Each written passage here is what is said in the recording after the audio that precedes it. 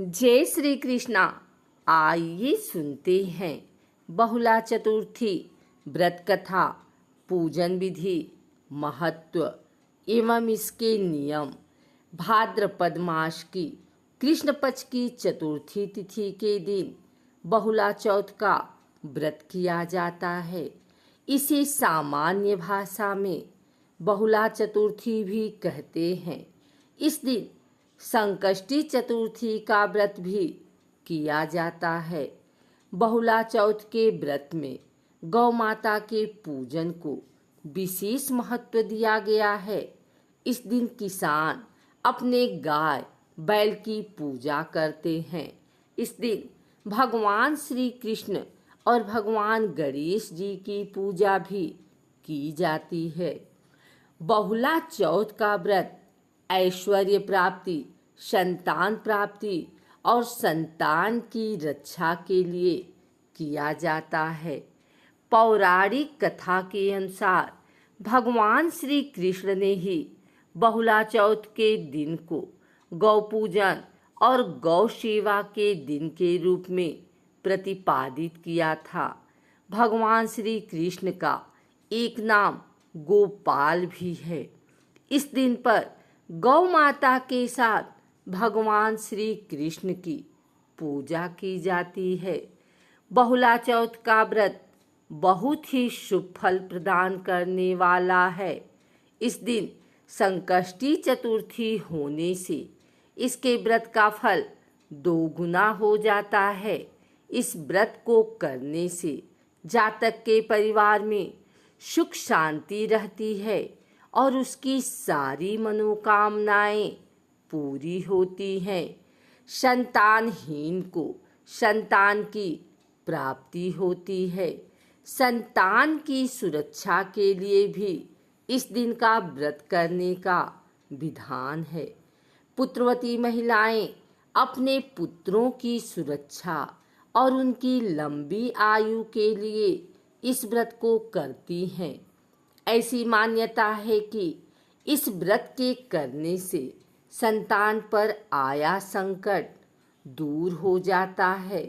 बहुला चौथ का व्रत करने से मनुष्य जीवन मृत्यु के चक्र से मुक्त हो जाता है और मोक्ष को प्राप्त होता है।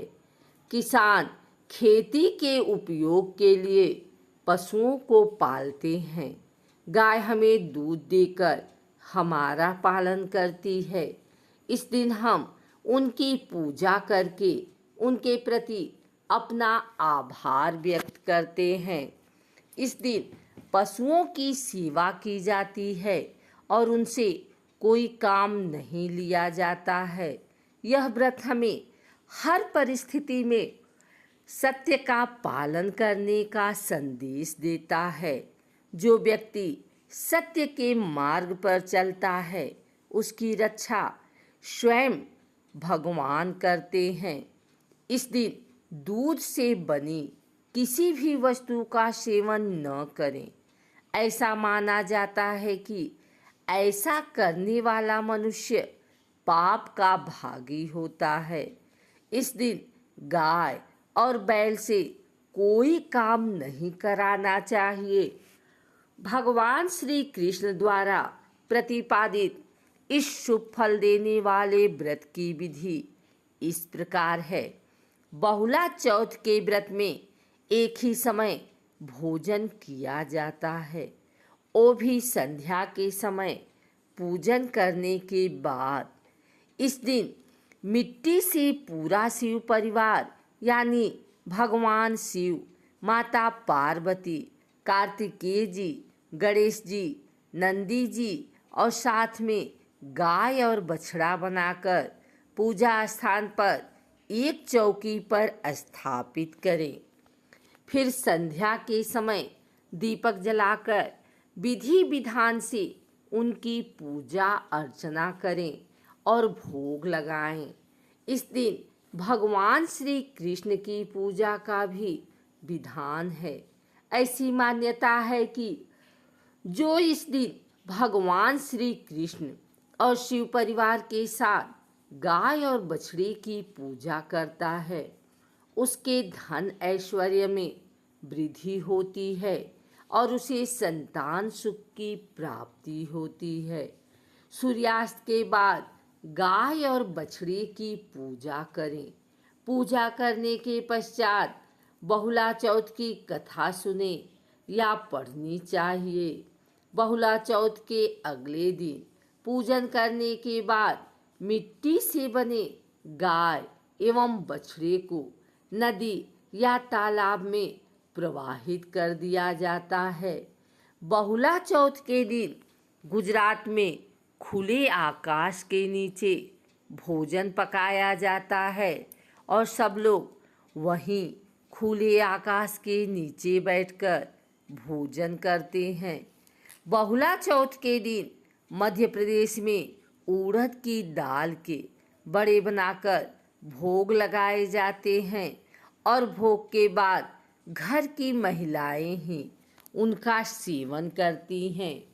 आइए सुनते हैं बहुला चौथ व्रत की कथा। पौराणिक कथा के अनुसार द्वापर युग में संसार को कंस के अत्याचारों से मुक्त कराने और धर्म की स्थापना के लिए भगवान श्री हरि विष्णु ने माता देवकी के गर्भ से श्री कृष्ण के रूप में अवतार लिया। जब श्री हरि विष्णु बैकुंठ से पृथ्वी पर अवतरित हुए तो बहुत से देवी देवताओं ने भी उनकी लीलाओं का आनंद उठाने और उनमें भाग लेने के लिए धरती पर गोप गोपियां बनकर अवतार लिया। श्री कृष्ण को गो सेवा करते देख समुद्र मंथन से उत्पन्न हुई कामधेनु ने भी श्री कृष्ण द्वारा सेवा की इच्छा से बहुला नामक गाय के रूप में नंद बाबा की गौशाला में प्रवेश किया। बहुला के साथ एक बछड़ा भी था। भगवान श्री कृष्ण को गायों से बड़ा प्रेम था और उन गायों में बहुला उन्हें बहुत प्रिय थी। भगवान श्री कृष्ण जानते थे कि बहुला कामधेनु का रूप है और उनके प्रेम के कारण ही उसने यह रूप लिया है। भाद्रपद माह की कृष्ण पक्ष की चतुर्थी का दिन था। उस दिन बहुला वन में चरती हुई बहुत आगे चली गई और अपने झुंड से बिछड़ गई। शाम हुई, देख उसे अपने बछड़े की चिंता सताने लगी। तभी एक बहुत विशालकाय शेर उसके सामने प्रकट हो गया। शेर को अपने सामने पाकर बहुला डर के मारे स्तब्ध हो गई। उसे लगा कि अब उसकी मृत्यु निकट आ गई है। मृत्यु को सामने देखकर भी बहुला के मन में अपने बछड़े के भूखे होने का ध्यान नहीं गया। मन में भगवान का ध्यान करके उसने वनराज से कहा कि मेरा बछड़ा भूखा है और मैं उसे दूध पिलाकर तुम्हारा भोजन बनने के लिए आ जाऊंगी। वनराज ने उससे कहा कि सामने आए शिकार को मैं कैसे जाने दे सकता हूँ। मैं जानता हूँ तो एक बार जाने के बाद दोबारा नहीं आएगी। तेरा बछड़ा भूखा है तो क्या हुआ, मैं भी भूखा हूँ, तू पहले मेरी भूख मिटा। बहुला ने शेर से कहा, मैं तुम्हें वचन देती हूँ कि एक बार अपने बछड़े को दूध पिलाकर उसकी भूख मिटाकर मैं तुम्हारा भोजन बनने के लिए आ जाऊंगी।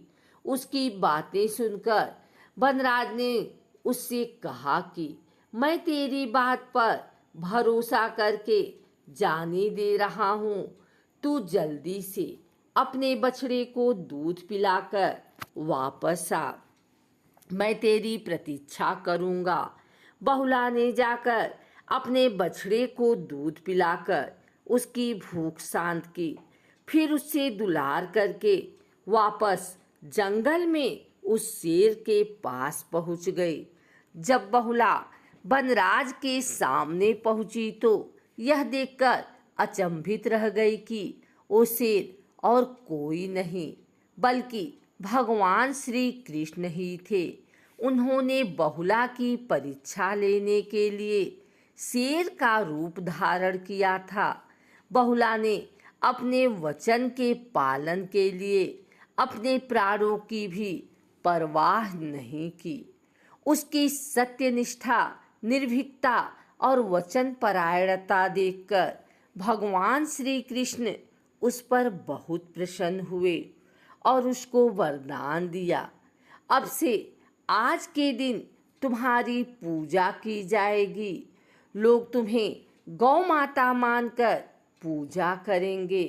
इस दिन तुम्हारी पूजा करने से मनुष्य के धन ऐश्वर्य में वृद्धि होगी। संतान की इच्छा रखने वाले को संतान की प्राप्ति होगी। जो माता तुम्हारी पूजा करेंगी उसकी संतान दीर्घायु होगी और उन सब की मनोकामनाएं पूरी होंगी।